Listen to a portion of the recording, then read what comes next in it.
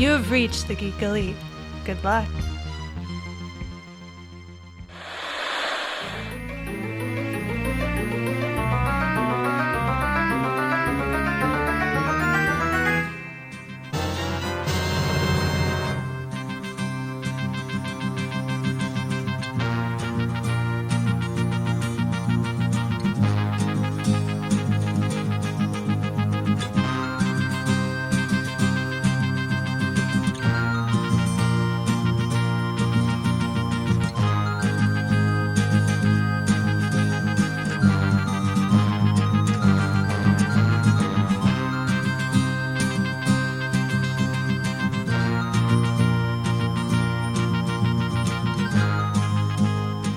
Welcome back to the next episode of VHS Gems, the podcast in which we rediscover those VH gems, those VHSs from our childhood, watch them in these modern times with older minds, and decide whether or not they're still pretty little gemstones of the past, or whether or not they should, turn to dust slowly and be forgotten, or maybe even be remade, modernized, and all that. Today we are talking about the 1979 sci-fi called The Black Hole. And that'll be me, Jessica, and John. Hello. Talking about The Black Hole, which is a Disney movie that I oddly did not know about before you introduced it to me. Oh yeah, I couldn't wait till we get to this one. Yeah. Although, the live-action Disney movies, there was a time period in which they did a ridiculous amount of them, and a lot of them were not that great.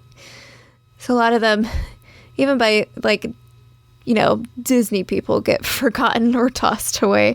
And I feel like although this movie is good in a lot of aspects, writing wise it's but the stylization of this movie is great. Definitely Disney quality for the time. It still would be one that got swept under the rug by people who love Disney, because it is very much not a Disney movie, I guess. No, I mean, this is dark even by dark Disney standards. Yeah, that's a way to say. Although it did have Vincent in it, and Vincent was very much a Disney sidekick. But yeah, if Disney could have designed R2-D2, this would have been it. Yeah, pretty much, with his big blocky white eyes with square black pupils. He's just adorable. There's no way you don't love Vincent, and the fact that he is utterly sarcastic was just icing on the cake. Speaking of animation wise, this, or the design for Vincent, and to some extent Bob, I guess, it reminded me a lot of two other cartoon characters who came later in the 80s. Orko from He-Man and the Masters of the Universe, because he was a floating thing that you could only see his eyes, basically. And also from the cartoon Mask, the one that was about the transforming cars. The son of the main character on Mask had a little robot scooter that was round, and it looked just like Vincent's. If you saw a picture side by side, you'd be like, okay, I see it. Yeah. Okay. All right. I did not watch either of those things. So, although I do know of He-Man, at least. I know of him. Okay. She-Ra, I know a bit more from, mainly because they redid She-Ra, and it was really great. I think She-Ra had a female Orko, sort of basically floating fairy character, or magical character.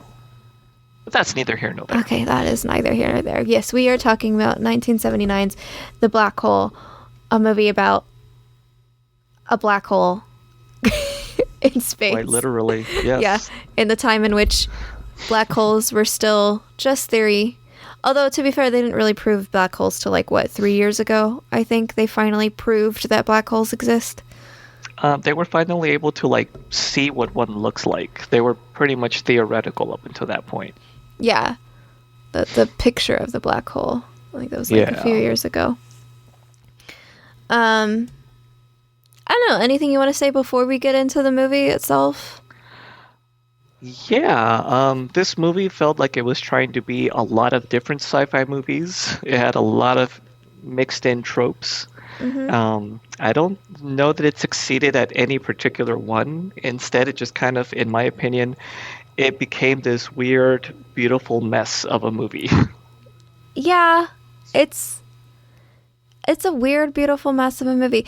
The thing it reminded me of the most was 10,000 Leagues Under the Sea. See, I was gonna say Moby Dick. Okay, which is a lot like 10,000 Leagues Under the Sea too, though. I mean, yeah, they're both nautical themed, yeah. But yeah, like just like from a really, really broad form, you have a Captain Ahab here in the form of Dr. Reinstadt. Is that his name? Reinhardt, I think. Reinhardt. And his Moby Dick was the black hole, which he was like determined to conquer, so to speak. No Yes. matter what, and it cost him his whole crew, his sanity, basically. But he was a genius, if albeit a mad one, because he apparently figured out like all these mathematical equations that would advance humanity like almost decades, with just the amount of research that he had done. Yeah, that was where 10,000 Leagues came from, was from Reinhardt, because he just reminded me of the captain guy in the crazy subship. I only watched 10,000 Leagues once, which is another Disney movie. Also was once a Disney ride. I don't think they made a ride out of the black hole, though, unfortunately. Would have been great. Yeah. I mean, Space Mountain kind of covers it. Yeah.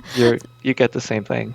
They did have, I can't remember what it was, like a launch to the moon or something like that back when Disneyland opened.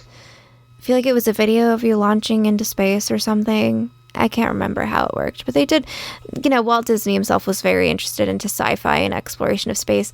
Actually, another interesting thing that Disney Plus has is there is a Walt Disney documentary on rockets and trying to get to the moon that was made before we even managed to launch into space, which is actually really interesting to watch, to see all these theoretical things about how the future is going to be with space travel before we even actually managed to really get out of the atmosphere. I cannot remember what it's called, but it was one of those like Wonderful World of Disney special things that they had on Sunday nights back in ye golden times of television, Sunday night family time. I highly recommend favorite of watching mine it. too.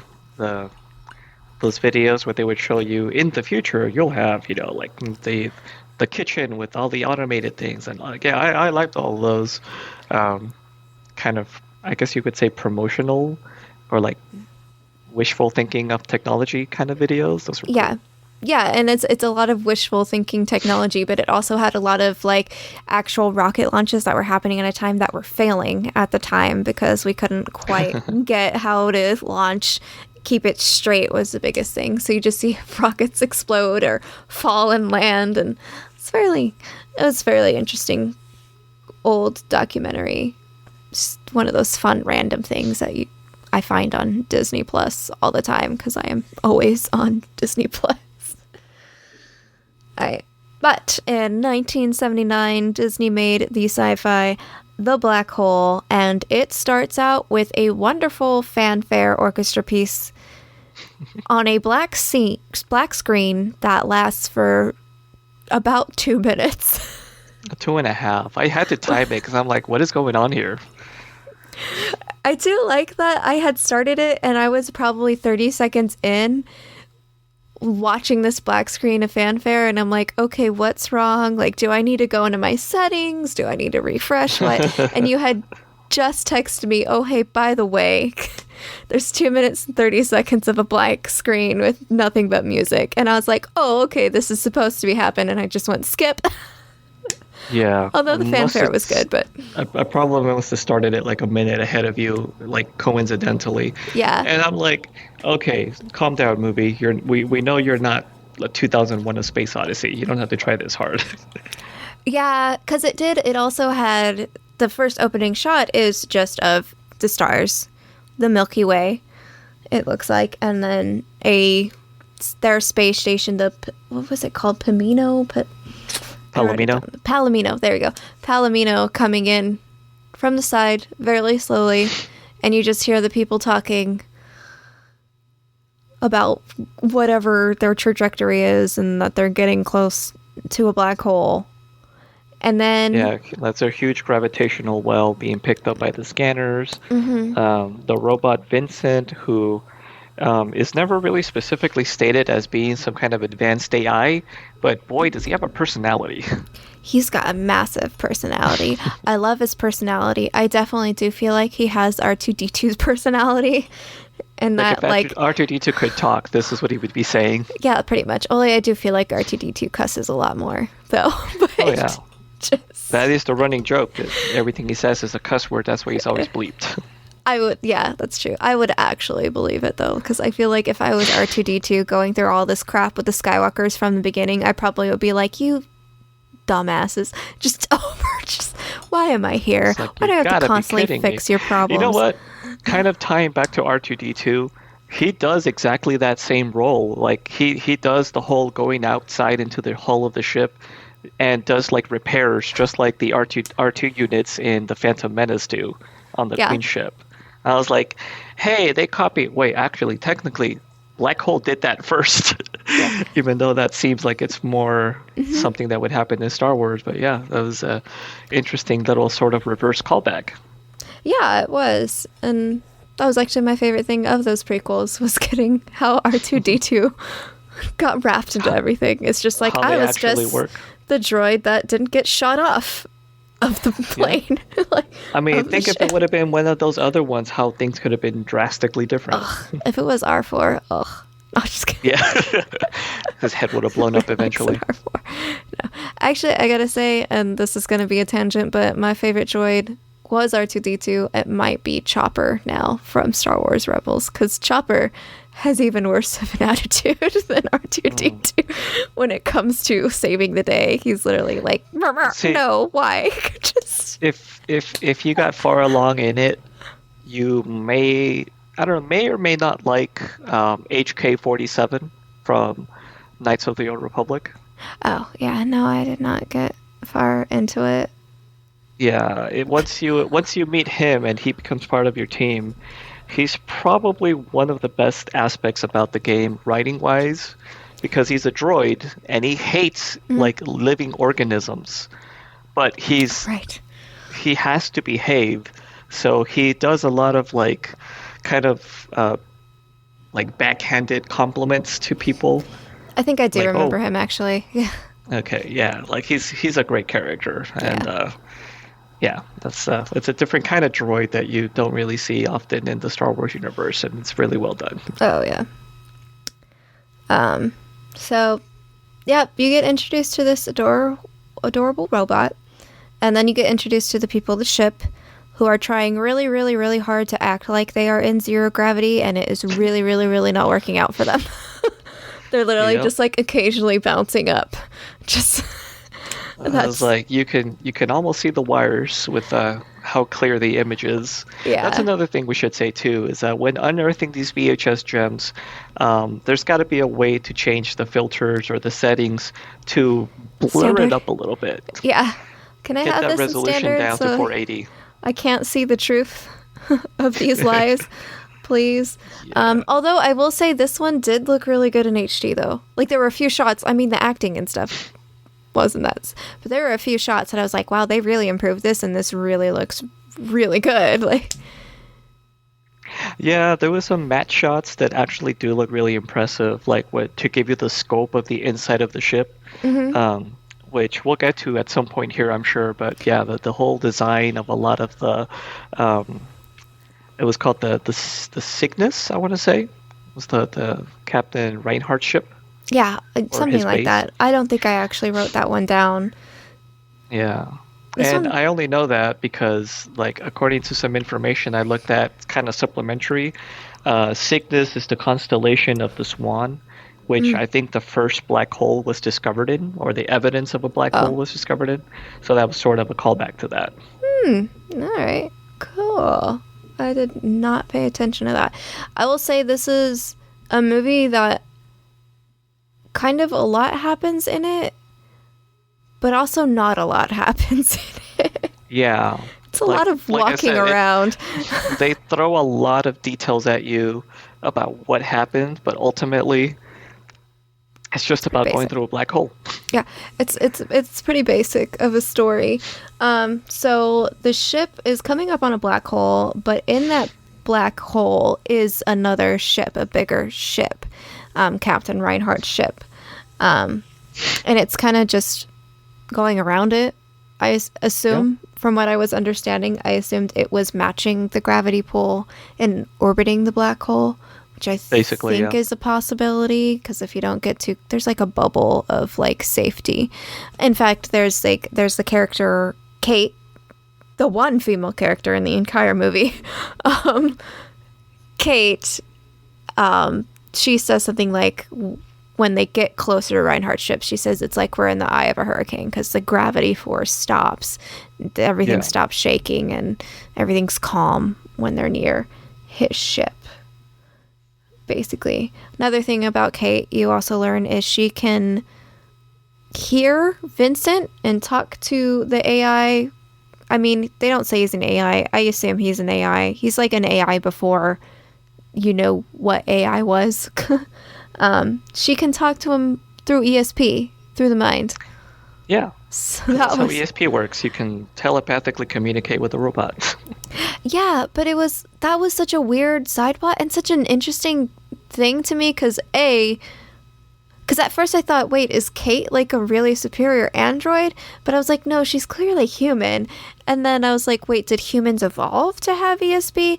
And like, no, because not all the other humans can do it. So then I was like, can only women do the ESP thing? And that's why they have a woman on the thing, which I'm like, well, that makes sense. But it's one of the first interesting plot points that they never do anything with or expand upon. So I would take, like, if I was to interpret it, what's going on there, I would venture to say on the basic level is that she literally just has an extrasensory perception and somehow uses it to communicate with the robot, but only with the robot. Like, that seems to be the only method of communication they have. But if I was to apply a bit more of, like, today's sensibility to it, I would say maybe she just has some kind of an interface built in, like some kind of a, like, brain chip. That's what I was thinking. Like a neural link or something, and they're just calling it ESP just to simplify it or something. But that would be logically what I would think is what's actually happening there. If they're trying to say that she has legitimate psychic ability, but she should have known better. It's for a lot of things. Only to communicate with a robot who is not organic, and as far as we know, doesn't have a brain inside. It's just programming. Mm-hmm. Like what? Like, could she do that with any machinery or just with Vincent? They leave it so vague and unexplained that it's like, okay, we're not even going to bother with this. We just have to accept it. Let's move on. Yep, pretty much. They do say later on, like Vincent mentions that, like, there are special ESP robots that were built to communicate back to Earth in some way. So ESP is clearly a thing that robots can do, or at least his type of robot can do. I remember him saying something along the lines of that. Well, I would imagine for robots, that's just Wi-Fi. I know, right? It just has like a wireless communication. Yes. But that's basically it. The ship ends up, falling apart, breaking because of the gravitational pull of the black hole. They decide to go in the black hole because they're like, we're going to save that ship. And I'm just like, if I was in space, I'd just leave. But okay. Vincent, and this is where he gets, Vincent goes outside to fix the hatch. Almost gets hurt, but doesn't. And then you get that scene where the captain, which I can't even remember his name. I don't remember any of the names of any of these people, honestly, other than Kate and Vincent and Bob, I think. Oh, Maximilian and Reinhardt. That's it. But the main crew of the actual good guys, don't remember any of their names. But the captain, I would assume one guy was like a pilot. The pilot gets all mad because Vincent, gets untethered. He goes to save Vincent, and the captain's like, no, don't. And then the pilot's like, do you have a heart? And the captain's like, I'm not going to risk you as well, dummy. Yeah. So So you have that scene to establish that later on you are going to get a scene in which the captain chooses to save a robot. Yay!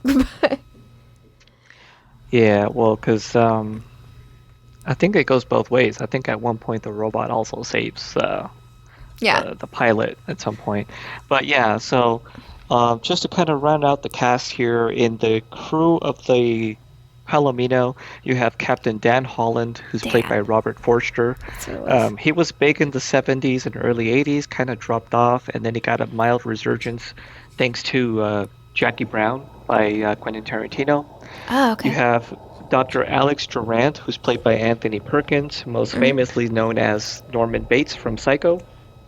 Oh, yeah. We noticed that one. I actually watched this one with my mom and my grandma this week, and she was all over. That's the guy with the stabby scene in the shower. And I was like, Psycho. Yeah, dressed like his mother.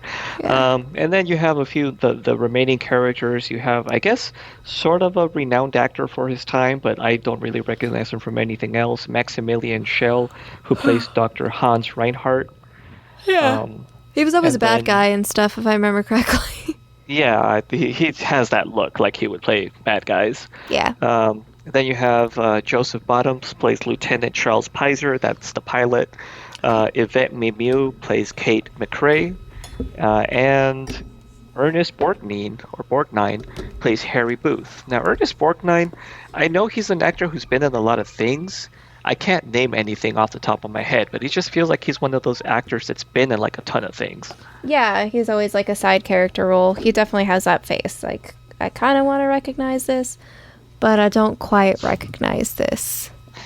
Yeah, like I'm pretty sure I've seen him in like pirate movies before in the 60s, and yeah, at least he's just one of those people who's been around for a lot of things. Yeah. So Vincent doesn't fly away, thankfully, because he saves himself, because he's a good droid. And they fly by Reinhardt's ship. The lights are off. But Kate... See, this is where the ESP thing kind of comes back, because I remember Kate saying when they're flying by, she's like, there's people on that ship. There's people alive on... So she has some kind of ESP. It's just... Well, it looked like she just looked at one of the windows. Oh, was it that? No, I thought it was she sensed it or something. I swore she said, like, I sense people on that ship. Oh, maybe that's what it was too. Like maybe I just didn't catch that part. Yeah. But like I was definitely sold on her only having psychic ability when it came to like a robot. Yeah. No. I think it's like an all-around psychic, but it's easier with Vincent, is what I would assume. I don't know, though. Who knows? It's not like we get a sequel to find out. The lights on the ship turn on while they're flying by it the second time, and they decide that they're going to land their tiny ship on this big ship in order to repair it, because they have some pretty bad problems. I don't know exactly what's broken. Stuff that was, spewing out steam and stuff, and flashing lights. They mentioned they needed like oxygen scrubbers and a few other things. Because whatever that is. The turbulence, yeah. It was like I think they talk about those in Apollo 13, maybe. I don't know, like some issues. But yeah, they show up, and this is a huge ship that looks like it's made out of glass. Like it looks like a skyscraper turned sideways. Yeah, it does, and it has like the metal rafter things, and just it's so long. It looks crazy. It looks huge and insane. It's very gothic looking. Yeah, they land on it. It's clearly creepy. They decide to leave the lieutenant on the ship, and they go out into a room, like a welcome room is what it looked like. Yeah, there was like a lobby. Yeah, like Yeah. It had like a couple of chairs and like a reception looking like area. I want to point out too, though, that up until this point, we had spent about, well, not counting the 2.5 minutes at the beginning where there was just blank space and music. Yeah. It was about 20 minutes of them just spinning in outer space, and the camera's dizzying. kind of tilting, and like it was interesting because like everything looked like it was moving either far to the left or far to the right, but Vincent was staying like level with the camera. Yeah. So I he was would like, turn oh. with the camera. So Yeah. So I was like, okay, I see what they're doing there to give the illusion that everything is like tilting sideways, but yeah. that's a little chintzy. But yeah, it takes 20 minutes from the start of this film until where we are now to get to actually inside the ship Yeah. of that's orbiting this black hole. I'm like, wow, like talk about padding some time here. We could have trimmed a little bit of that. We could have trimmed a little bit of that because it was also a lot of talking and setting the scene and setting the movie. It took like 10 minutes of them just talking around a hub. You're like, okay, decide what you're doing, please. Like, just go do it. Please start this movie. So they get in this waiting lobby area and like lasers destroy their guns. Yep. And they're like, well, I guess we shouldn't have brought our guns. Oh, it also shoots Vincent too, but he's perfectly fine. Vincent is completely fine with getting like a laser to the chest. Whatever. And they walk further out. As they walk further out, 4 red stormtrooper robots appear. That's being very generous. That is being very generous. Yeah, 4 these things. men in metal suits appear. 4 Yeah, red like- tin men. These look a little bit more in line with like the Cylons from Battlestar Galactica, the old one, not the newer one. Okay. All right. Yeah, I guess. They appear and they actually go back to the Palomino to go. You later on find out they're going to go collect the lieutenant.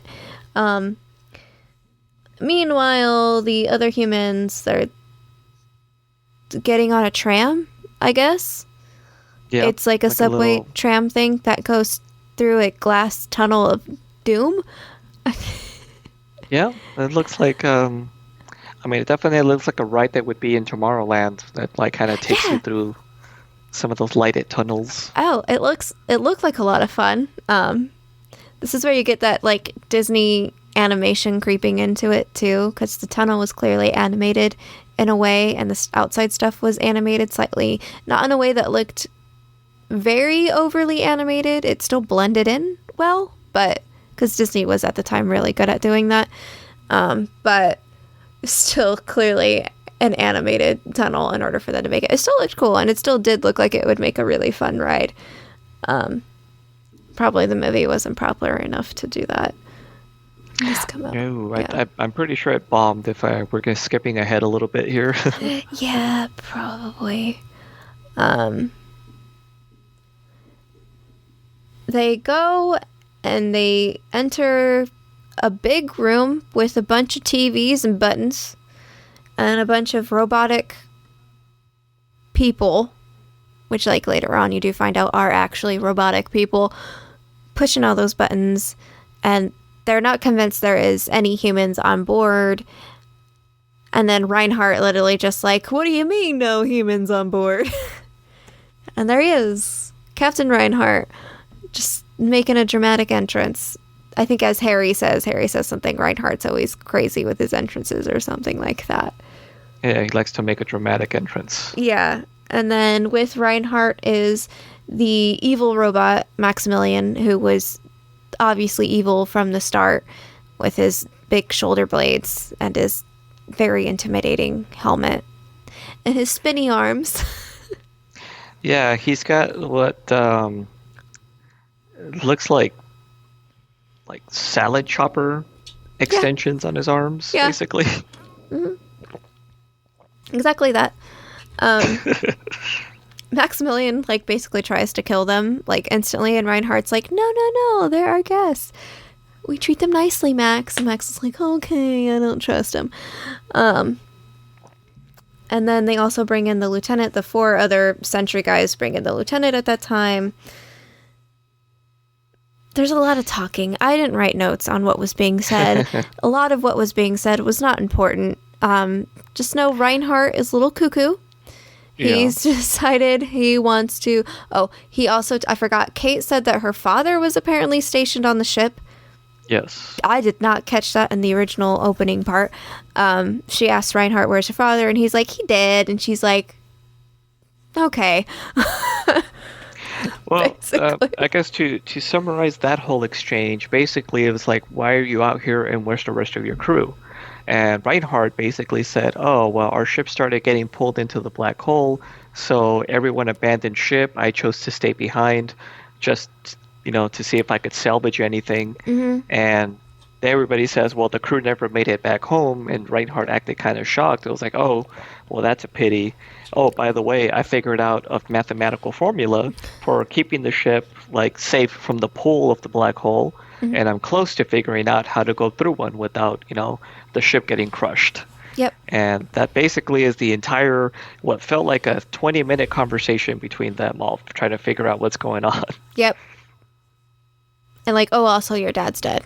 Oh, okay. Yeah, All and right. that too, yeah. That's neat. She must not be a very good psychic, though, because, like, you would think if she really did have good ESP, she'd be able to, like, read his mind or something. Or be able to just tell, like, this place is creepy. Can we get out of here, please? Yeah, or this guy is clearly lying or being evasive about something. Clearly insane. I mean, even then, even if you didn't find out what he did to the crew or anything, like, he's still a guy that's been alone with robots for years, circling a black hole in the middle of space. What? Don't trust that. That's a problem waiting to happen right there. Basically. Pretty much. Yeah. So they kind of separate. Captain and Lieutenant, I can't remember, go off with Vincent to find Vincent and Maximilian, I think, to find parts for the ship. And then Harry, Kate, and some other dude I can't remember the name of stay with Reinhardt for a tour of his energy source. Yeah, once again, I don't know exactly what kind of energy source it was. I assume some kind of solar energy source is what it looked like. Does it say what kind of energy source it is? I don't remember. They basically were very vague about some of those details. It's that was one of the frustrating things about it, is that they present to you these ideas. Like at one point, Reinhardt mentions the Einstein-Rosenberg bridge, which is a real like theory in physics, about space-time manipulation and wormholes and all that stuff. But they just tossed the name out. Like it would be like me saying like, oh, trigonometric functions in calculus, and then just leaving it like that. Like, you That's get it, you know what that means. Then Yeah. let's move on. I can tell you I have read up on Einstein's theory, and nope, I still don't get it anyway. And I have read up on it like 3 times, and I'm still like, wait, what? That's not going in my book. But yeah, he shows that. Harry starts to think, I mean, Harry is like the paranoid one of the group that's like, okay, we can't trust Reinhardt. He kind of starts to hover back and try to figure out what's actually going on with the crew. Kate and what's his face? I really wish I remembered this guy's name. He kept on reminding me of Spock, but he wasn't Spock. What was his name? I know I write it down later on too, because he comes really prominent later on, but he starts to basically fall in love with Reinhardt slowly and all of his crazy theories as he hears that them. was, that guy. Anthony Perkins' character. That was Dr. Alex Durant. That was him. Alex, all right. That's what it was. I can't remember all these simple names. I never thought of him as a Spock-like person, but yeah, I totally see it now. Yeah, he was just very kind of logic-driven over emotional-driven, which is why he fell for Reinhardt's. Like, he didn't read people very well at all. He definitely couldn't read a room. But he totally drank that black hole Kool-Aid. Yeah, he did pretty quickly. The captain eventually tries to return to the ship. He kind of like sneaks around Maximilian, and he passes a funeral procession basically. Yeah. Which, I mean, like, anybody who sees that, that should immediately set off like a million red flags. Like, what? What is happening here? Yeah, Why are like- they mourning a robot? Yeah, why are robots mourning a robot like a human and giving it a funeral and all that stuff? And then the other guy, Harry Booth, which doesn't seem to have a rank from what I can see on IMDb's page, he discovers that I think Maximilian said that he had like just a small little garden with just enough food for him basically, and he Yeah. was like sharing it with them. But Yeah. he discovers that there's actually like a huge garden. greenhouse, like a Yeah. field-sized greenhouse. Enough to feed like an entire starship or something like that, or space station, they said. Yeah, pretty much. was So like, that was like things one of the aren't adding up. reasons why he like had to stay behind or something like that, because there wasn't a lot of food, or why all the crew had to leave. Yeah, there wasn't enough. Yeah. So they kind of investigate a little bit, and then they all get invited to dinner with Reinhardt in his crazy chandelier room. Which this was where it Which- started reminding me of 10,000 Leagues Under the Sea, Yeah. like a lot. And I I- was like, this. And I was gonna say too, like this looks like the interior of like a fucking pirate ship, like the captain's Yeah. quarters that like are overly ornate. Yeah. Which is kind of fun to keep in sci-fi, I think. But at the same time, you're like, okay, did we just reuse the set? But, well, I can't. I mean, I 10,000 wouldn't be Leagues. surprised. I mean, Disney is known for being kind of thrifty in those kinds of areas. They Yeah. will reuse things. Yeah, kind of have to be sometimes, especially back then in the 70s. Vincent does not get invited to go along to dinner. Instead, he and Bob, which is another droid, I'm going to call him a droid because they feel like droids to me. Another Sure, I droid mean, yeah, might as well. of the same make that has clearly been like abused because he's like dented. He can't even lift his head all the way up. It's poor Bob. This one looks like Oscar the Grouch is floating in a like his garbage can. Like it's all dented up. And, Does. Oh god. Yeah, he does look like Oscar the Grouch. Vincent and them get invited to hang out with the other robots and what they do in their leisure time, which is apparently play shooting video games. yeah, I was gonna say I wasn't writing down notes, but I had to make a specific mental note when that happened. I was like, oh, robots have downtime. Yeah, robots have downtime in which they can practice their shooting, which you find out Vincent does have guns. They just have to be charged. So he like literally sticks them in these charge ports and he can fire up his lasers. You get introduced to the black robot. That's basically all I can Yes, say. 'Cause Captain Star is what they called him. was it Captain Star? Okay, so Yep. Captain Star, he's in very distinct black armor, whereas every other one is in red. And he is the sharpshooter of the robot group. But Bob tells Vincent, like, yeah, we're better, though, because I beat him. But he got so upset that I beat him last time that he then beat me up. And I basically have PTSD about it. And it gives me nightmares. And Vincent's like, I'm going to take on this guy. Which I really like that Bob was legit. Like, it these- really messed me up. Yeah, these robots are very antagonistic. Like they even show that the robot won't even like allow a fair fight. Like Bob goes against him, like I guess for old time's sake, and then The Captain Star actually like shoves nudges him. him to make him miss. Yeah, basically. And like Vincent's like, I'll take you on. And this is where I think I get that that's R2D2. That if R2D2 would talk, it'd be like, I don't like you. And just taking this giant robot and just being like, I'm going to bring you down. That's R2D2. Like, no doubt. Only Vincent actually says it. I'm going to take you on. Watch me beat your butt.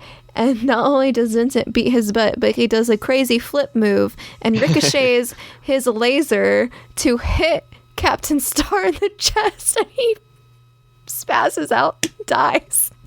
I think he just like flips out. Yeah, like he starts smoking and like just starts shivering and he Yeah. just collapses. Like he was goes just so well beaten apparently. Yeah, so well beaten. In my notes, it's Vincent just straight up shot the black robot. Damn. Like, it just this took a turn. And then that's when Bob comes up to Vincent. He's like, meet me in the parts storage. Vincent's like, I got an in now. And we haven't mentioned, but Vincent has a pretty straightforward kind of voice. Bob has like a southern accent. He does. He talks like a cowboy. He does.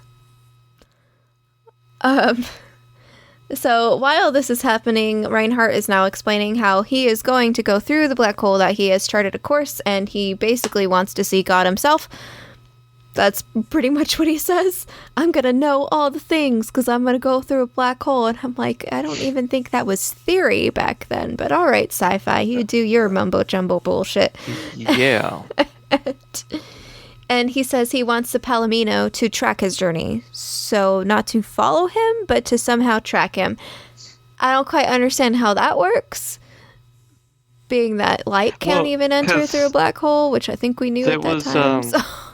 Because I guess he had been sending probes, like, near the event horizon, and they were coming back. So he was basically saying to do the same thing, to basically track them as much as they could and, like, I'll collect all the data that they could. Because even then, even if the mission was a failure, it would still be, like, so much more information that they didn't have before. And we also kind of learned just very briefly in conversation that there's like at the beginning when they're trying to identify what ship it was that they had just found, they do comparisons with other ships from other countries, because I guess other countries have space programs that are developed enough that they're sending out ships for colonization purposes. They're looking for other places to start inhabiting, I guess. Yeah. And that's what this ship was. It was like a deep space exploration ship that just never returned home. And basically, the information that they would gather and that Maximilian has accrued up until now would still be very useful to advance like further scientific thinking. He was basically saying, just watch me, see what I do, and then once I'm gone, like you guys can go back home. Yeah. Also, Reinhardt is basically committing treason as well because he can go back to Earth. He is actively choosing not to, even though he was pretty much ordered to go back to Earth. But he's totally refusing to. It was like, I don't know if you're allowed to keep like your government's like equipment like this. No, that's not stealing. That's not how that works. That's not how it works. Reinhardt leaves to check on his probe, which has just come back apparently, and then you get that conversation with Bob and Vincent that this is a death ship, that all the crew members that are basically in the cloaks and the helmets are actually, or not helmets, masks, the mirrored masks, they are actually humans that have been turned robotic through lasers to the brain. I don't know how that works, but that is what is explained. Well, apparently there's a room with a machine that's specifically meant for turning people into robots, but it doesn't look like it was like makeshift. It looks like that was part of the ship to begin with. Yeah. Like, why would that be there? That was like suspension of disbelief there. I was like, what is... Okay, fine. Vincent and Bob do get caught by 2 sentry guards, and they utterly destroy them pretty easily and hide the bodies. Well, you have to, yeah, so they don't get caught. And then Vincent's like, we gotta go tell the humans. But they do make a point of saying that, how much time do we have till they discover them? Is it that depends on their like, what was it? Their shift or something? Yeah, depends on their shift and what's happening. Bob's like, I don't know everything that happens on this ship, Vincent. I'm just one AI robot surrounded by a bunch of morons. It's basically glorified scrap metal.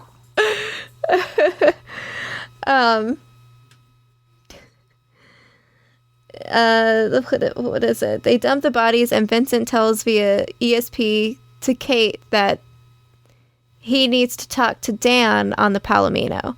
So he needs to talk to the captain. Well, his captain. And then they also all nearly run into Maximilian as he's taking the pilot off of the probe. Because apparently the probes were piloted. Which was kind of a surprise to me. But they were piloted by the human robot. Not human robots. People. Whatever that was. During this time, it's now just Alex and Kate with Reinhardt, and Alex is falling in love with him, and he wants to stay with Captain Reinhardt. That's what I wrote in my notes. It seems like he was falling in love. He was probably falling in love with the science of it. But, but you could read into it if you want to. Add a little extra dimension to the movie. You could ship that. It's shippable, but it is also a boat. But... let's see. The captain eventually... Okay, so Vincent tells Captain Dan the truth. And Captain's like, you need to tell Kate and Alex to get out of there. We're leaving now because this is a oh-no ship. And Kate's like trying to convince Alex to leave, but she's like, he's in love, guys. I can't do anything about this. She's also trying not to throw her hand that she knows all this. Well, she doesn't know everything that's happening. Like Vincent was smart enough not to tell her everything that was happening initially. Vincent's just like, hey, we need to go. And then Kate also says it out loud that, hey, we need to go. And Reinhardt instantly is like, what's happening? What's going on? And Kate explains that basically Alex is just not going to leave. And that's when Vincent tells her the truth. And I was like, hey, those people are human. Reinhardt's crazy, basically. And he's gone off the deep end. I think it's implied that the black hole made him crazy somehow. Yeah, probably. I don't know. We're gonna get to the ending soon, but eventually, I think. I don't know, but Reinhardt decides, he sees what's going on, and Reinhardt's like, "Turn on the reactors. We're blasting off now." And Alex, finding out what Kate learned, he goes to one of the robot sentry people that are in the control room. I guess is the only thing. I guess it is the control room. It's just really giant. Goes in the control room and he removes the mask, and you see a very horrifying face, just black eyes and shriveled, dehydrated skin, and just almost like a zombie. Yes, it's very much like a zombie, but a zombie that's alive. Yeah. And not decaying. Just what in the world? Put it back on, please. I didn't need to see that. That was some nightmare fuel. Yeah. So, and then Maximilian is like, oh no, and goes to kill Alex. And Alex tries to block his little swisher blades with the book, and the swisher blades go through the book and then through Alex. And Alex dies. And and that was probably for a scene that doesn't show any blood. It's pretty It's all just kind of it's you see his reaction of these Ginsu blades, this ninja bullet thing, basically going into his abdomen. It kind of then he falls off into. Reminds me of a scene from Game of Thrones. I think it's season 3, in which Arya is, I don't know where she's at. She's finding Tyrion? Whatever. Tyrion Lannister? No, not Tyrion. Whatever. The Papa Lannister. That guy. Tywin.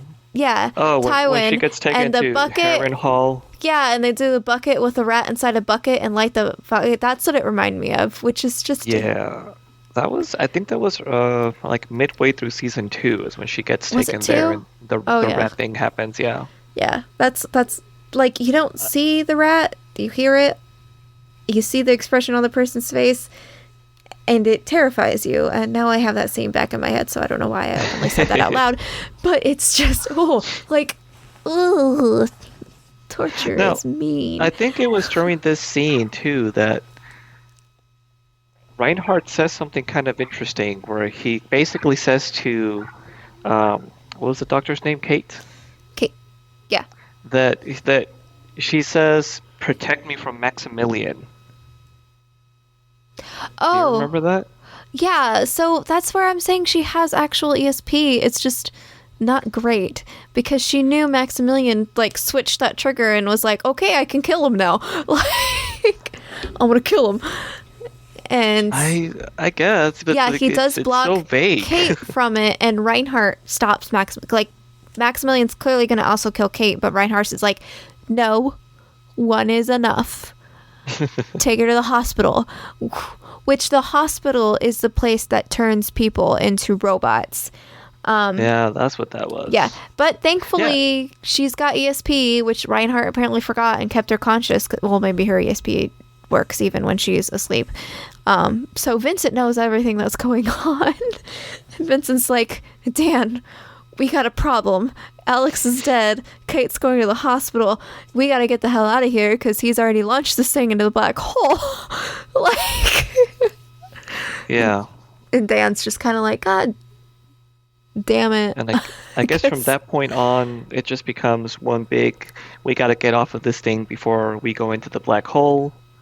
And it's kind of like a little bit of a ride in itself because they're like basically racing against time to try to get back to their ship, which I don't think they can. I think something happens to the ship and they end up having to go into the probe instead. Yeah, they end up having to go in the probe again. That is basically the last 30 minutes of the film is them trying to get off the ship. So a lot of stuff does happen in between then and there. But they're like, so Dan's trying to go get Kate, and they manage to save Kate right before she gets turned into a robot, and she's literally wrapped in aluminum foil, and it's wonderful. And then they try to disguise themselves as the human cloak mirrored mask people. It doesn't work out because Reinhardt figures it out because he's watching on the cameras that apparently are everywhere that you didn't realize were everywhere.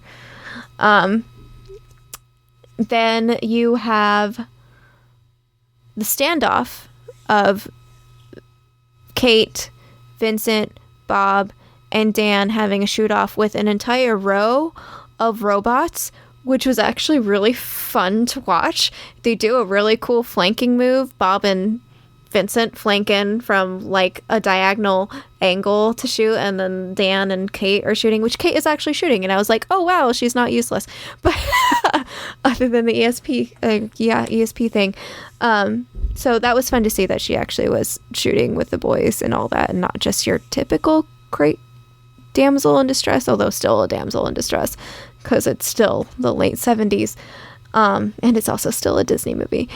But I thought it was a really cool scene. Need I also say, though, that this is the same year that the first Alien came out, and there you have a very different that is true. Whole aspect with Ripley. Like, she saves herself. Yeah, she does save herself. I did not realize that was the same year. Gosh, that movie is so good. Yeah, I just like all of my notes kind of blend in together because so much stuff happened within these last minute. You get a lot of like Bob gets shot again, Vincent saves Bob again. It's great. I've gotten really attached to Bob by this point.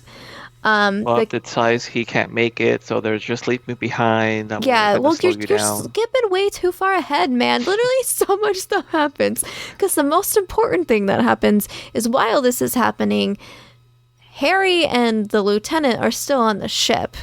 And Dan and Kate are trying to get back to the ship. They get severely pinned down. So the lieutenant drags Harry to go save them. Harry pretends he gets shot. And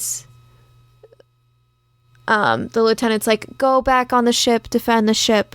We'll get there. I'm going to go save, Dan and Kate. We'll be there. Get the ship ready, right? And Harry just decides to be an utter coward, betrays them, and launches the Palomino without them. Like, they literally almost get onto it. And Harry's like, bye, I'm getting out of here. Even though he was the one who was like, we have to do something early on. He was very much a hypocrite and cowardly, I guess. Now, has this also been the point where, at the same time, like a meteor shower starts happening and it starts hitting the ship? Yeah, a meteor shower had just started happening and will continue for the next 10 minutes of the film. Little flaming balls, a fire. Just that is what it is. What does also happen at this time is as Harry is launching the Palomino, Reinhardt had already decided to shoot it down. So as soon as Harry launches, Reinhardt's just like, blow it up. And he blows it up. And this is where you get, well, we still have the probe. So a meteor shower starts. They're all running for the probe. There's this really gorgeous shot that makes absolutely zero sense because it would not work out because, like, if there's a hole in a ship, that means you're in the vacuum of the space. Oxygen and all that stuff. Everybody would be dead by 45 minutes. Into this film in general. This is only to prepare you for the madness that actually does come a little bit later. Yeah. Where people are actually in the vacuum of space, like with nothing around them except the black hole that's pulling them in. Yeah. And we're supposed to accept that. That's okay. That's fine. They're fine. That's fine. But, which we did know at this time that was not fine. But there's this really gorgeous shot of like a giant red meteorite ball coming towards them as they're crossing a bridge and they're silhouetted against it and they're running across the bridge and the ball is coming. That looked really cool. That was a cool shot. It was a really cool shot. So like I said, like this movie's crazy ridiculous, but there's like some really cool things to it. That was one of the cool shots. They get to fight in the big garden area as well. Bob gets hit there. Oh, this was where the captain actually saved Bob from floating off once there was a hole in the garden area, which they all should have been dead. But instead, they just get covered in ashy snow instead.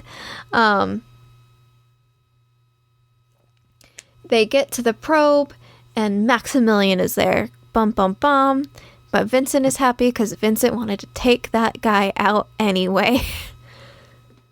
And he and Bob work together to take out Max. Bob ends up getting very injured. And Vincent ends up defeating Max by drilling a hole through him and sending him off into the black hole. Bye, he said. And Bob does the whole, don't save me, it's okay. And later on you find out that Bob has to do that because he wouldn't have fit in the probe anyway, because there was not even room for Kate to have a seat. Kate couldn't have a seat. The captain and the lieutenant could have a seat, but Kate's got to sit in the back, clearly just squatting behind the captain's chair. Just, what's happening? Well, it's only a two-seater. Yeah, and this is also where you get the shot of them climbing to get into the probe, but they're clearly outside of the ship in a black hole, which basically is just red smoke. That's a black hole. Yeah, it's like a red whirlwind or whirlpool. Yeah, Vincent ends up saving one of the guys too from almost falling into the black hole. He should be dead anyway, but they kind of sort of try to get out of the black hole, but they're too far in, so they basically are like, we'll have to follow Reinhardt's path. So they're going to go in the black hole. Also totally skipped over what happened with Reinhardt in this moment. Reinhardt was utterly betrayed by Maximilian as well.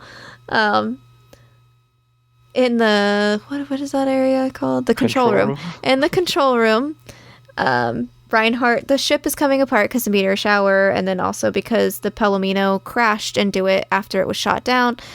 And a big giant TV screen crushes Reinhardt, and Maximilian is still just like, well, you're not a problem anymore, so I'm going to go take care of the other problem of these humans, and just leaves Reinhardt there to be crushed by the television screen. Yeah, and Reinhardt's screaming for help, and like all of the other robot human hybrids are basically just falling, doing their work. They're just like, we don't know, or they're just falling because stuff is just falling apart. Oh yeah, because they're shutting down, getting destroyed. Yeah. Yeah. So, yeah, like some weird stuff. Basically, this is where the movie stops being kind of literal, and then some weird stuff happens. Yep, we go through a black hole, and it is hell. Literally. Yeah. It is red. It has fire. Maximilian's there. Maximilian is there just standing on a rock in hell. There's cloaked figures, and it's clearly all the human robot people. And I get the metaphor. I think I'm getting the forced metaphor. Yeah. I don't think I like the metaphor, because I think the metaphor might be that robots have no soul, and therefore they go to hell. I have no idea what it is. Not Maximilian. Reinhardt is floating through the black hole now as an old skinny Santa Claus, and he and Maximilian bump into each other and become one. Like, where Reinhardt is inside Maximilian, and that's where you get the shot of Reinhardt, Max Hart. Maximilhart. I'm gonna go with Max Hart. Max Hart are standing on the rock overlooking the hell that they created, and meanwhile, the probe is also going through the black hole. You get a lot of dizzying scenes, a lot of shaky camera work, a lot of spinning, a lot of stretching the scene, a lot of do stuff. Twilight Zone. There's a scene where it's spinning and you're zooming in ever closer into Kate's eyeball until it just overtakes the whole screen. Yeah. And it's like, okay. But they sail through like bright light-colored archways into Tiffany glass, like stained glass church glass. And this angelic-looking being is leading the way. Angelic-looking being is just leading the way. And they are out of the black hole, and I literally went, what the hell just happened in the last 10 minutes of this film? Yeah. Welcome to also what people were saying at the end of 2001: A Space Odyssey. Also, very similar reactions of what the hell did I just watch for the last 10, 15 minutes of just weird cacophony of music, noise, and colorful visuals. Yeah.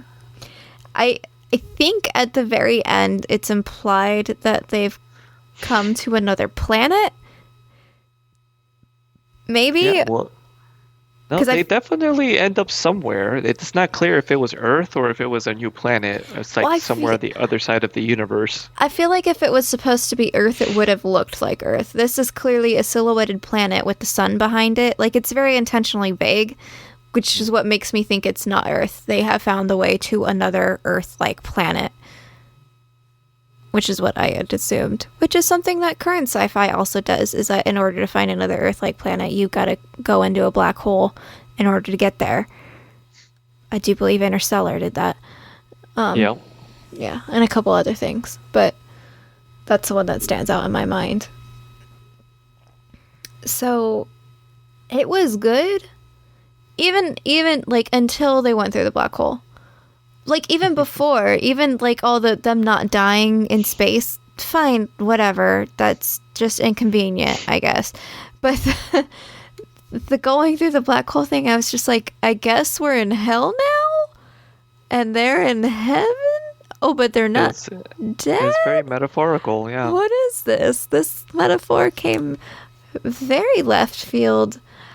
Very forced, very blunt, and also like intentionally vague. So it's like, I'm guessing it's supposed to be, well, what do you think it means? You know, like it's up to interpretation, I guess. Yep. But up until now, like nothing really made it feel like it was a movie that was going to play with that conceit. It felt like this was pretty straightforward. Like, oh no, like this black hole is a natural phenomena that we can explain and we can like navigate through now. And no, it actually was very sort of, I guess, metaphysical. No. Like, yeah, Reinhardt went to hell because I guess that was the that was what he was basically looking for, maybe, or what he deserved. Whereas Well, the other people, because they were good people, I don't I know. would say Reinhardt's sin was wanting knowledge, and that was the original sin of Adam and Eve as well in the Bible, was the fact them eating the apple is a metaphor of them gaining knowledge. This is a very good point. Because knowledge is very anti-God at the time in the Old Yes. Testament. Well, I feel like it still is if you talk to the right people. Like, nope, asking questions is sinful. You know what, though? This movie, I'll have to say, unlike some of the other VHS gems where I'm kind of like, yeah, that didn't hold up. This movie, although it's very dated, I mean, let's be clear. This is very much, even though it was shot in 79, Alien was shot in 79, and that one feels like it still holds up visually wise, like production wise. This one feels like a movie that was directed in the early 70s or the late 60s, just from the style of it. Yeah. This was when Disney was losing a lot of money, too. Yeah. Because this But was they were going into the gasoline crisis while Disney World had just opened up that decade. Yeah, just they were losing a lot of money at the time. I think they had just had a switch of CEOs at that point too. Yeah, that too. But yeah, this movie, I feel like it still has some interesting entertainment value to it, just because it's such a like a weird little time capsule, where it kind of tries to do hard sci-fi, like 2001: A Space Odyssey, and also some of the trippy metaphysical stuff, like also 2001: A Space Odyssey. It's just I don't not feel like it 2001: Space really Odyssey. particularly lands on any one of those things that it's trying to emulate. I don't feel like it was too original. If anything, I just liked the feel of the movie. Yeah. More so than the actual plot or execution of it. It was fun and interesting. I really liked Vincent. I really kind of liked the crew in a way, the dynamic. I liked the betrayal. That's a good cast. Yeah, it was a good. really good cast. It was, I mean, the writing wasn't great, but the acting was actually decent. Just, Yeah, I mean, they Yeah. took it seriously. yeah, they took it seriously. There's a couple good cinematography shots in it as well. That ending just really threw it off. But then again, I would say maybe this should be redone, but the more I think about Interstellar, the more I'm thinking it is black hole Well, in a way. I would actually venture to say that because Interstellar wasn't really a horror movie, and this one definitely had the feeling like Yeah. it was leaning more towards something scary. Yeah, that's true. I would say the modern equivalent would be Event Horizon. I haven't watched that one yet. Is that the one That- where Brad Pitt is alone on a spaceship? No, that one is much more recent, I think. Oh, okay. No, the Event Horizon came out in, I want to say it was like 96. And it has Sam Neill, Lawrence Fishburne, Jason Isaacs. Okay, Sam then- Neill was Dr. Grant from Jurassic Park. There you go. Okay. See, I mention all the time on Geeks Watch, don't tell me the name of the actor. Tell me the character he portrayed. Yes. Lawrence Fishburne was Morpheus in The Matrix. Oh, okay. All right. I do not remember this Jace- movie. Jason Isaacs is Lucius Malfoy. Yeah, so it's got a lot of good actors Oh, in it. I've got to watch this movie. Is it good? This Am I gonna movie hate is it? fantastic. It's a scary movie. I mean, Oh, it's okay. this is like if Black Hole had been made by like John Carpenter or somebody more horror oriented than Okay. Disney, then this is the end product, because there's a lot of similarities. You have a derelict space station that has to do with like black hole technology. The shape of the ship is actually kind of similar, where it looks very gothic in style. You have a smaller ship that docks with it. The guy who created the spaceship, goes crazy and betrays the whole crew. It's very, very similar ideas and topics, and but there's also some overlap with Interstellar, because they have the exact same scene in Interstellar and in Event Horizon, where they explain the wormhole like by using a piece of paper and a pencil punching through it. Yeah, that's the That ex- easiest that way to ex- explain it. Yeah, the exact same visual metaphor is used in both of those movies in the exact same way. But I would feel like if you want the feel good version of the black hole, definitely watch Interstellar, and Okay. you get exactly that. If you want the horror version, where hell is literally like a dimension that you get to through a black hole, that is Event Horizon, 100%. Okay. All right. Cool. I guess I'm going to have to watch Event Horizon now. We were supposed to do that a while ago as a double feature, but I don't know what happened. I think we just delayed it way too much. But it was supposed to be like a big group watch or something. This was before the times of COVID, but yeah, we were planning on doing, and I think Beth, who is also the resident non-horror fan, was saying, as long as we do it during the daytime. During the daytime. Yeah, right. Now I remember. Okay, that was Event Horizon. Okay. Yeah. Oh, well, maybe we can start to do that now that we're all getting vaccinated. Woo-hoo. Maybe, but it's definitely, I still really like that movie. Some people say it doesn't hold up as much now, but I think it's just still one of those movies. Actually, what would that have been? I was 16. I think I went on my first date to go watch Event Horizon, so that could also be why it holds a special place in my heart. That's pretty nice. Yeah. Little horror movie for a first date. Good one. I think that's about all that needs to be said about Black Hole 1979. Yeah. It was definitely worth the watch. Like, I definitely don't regret watching it. Oh yeah, it's interesting. It's one of those, like I said, it definitely feels like, although it doesn't necessarily hold up, it's still, there's something of value to it. Yeah, there definitely is. It definitely, I don't know, it definitely is that sci-fi Disney movie as well. Just very much sci-fi. Yeah. Not quite the budget it deserves Disney movie. Yeah, and I mean, but to be fair, I mean, it was competing at that time.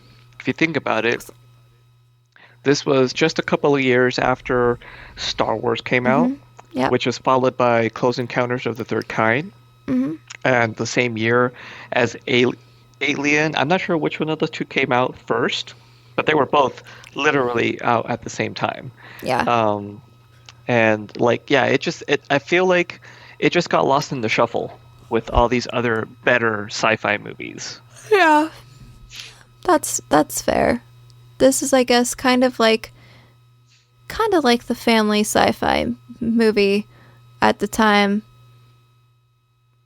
but like older kids. Yeah, because it was PG, and a lot of people, apparently it got a lot of hate mail. Disney was getting lots of threats of boycott because it was PG. Oh, right. And this is when they decide, okay, we're just going to do Buena Vista Pictures. Yeah, then they started incorporating more Buena Vista distribution and Touchstone and all these others, because they're like, yeah, we can't attach the Disney name to some of these projects. Yeah.